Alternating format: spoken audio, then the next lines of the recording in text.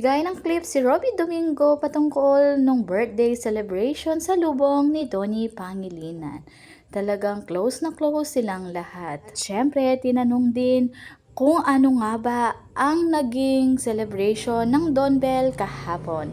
Dahil araw ng mga puso, ano kaya ang binigay ni Donnie at nag-quality time kaya ang dalawa? Dahil napaka-private ng dalawa, one thing about Don Bell, you can expect that they value privacy more than others. They would not break their privacy and comfort zone. Ayon sa binati ng daddy ni Donnie noon ay same sa t-shirt nung nag-party sila na sa lubong kasama din ang pinsan niya at ang mga friends at syempre si Belle. Kahit walang lumabas na larawan na kasama ang family ni Donnie with Belle, panigurado ay may interaction sila dito dahil birthday ni Donnie.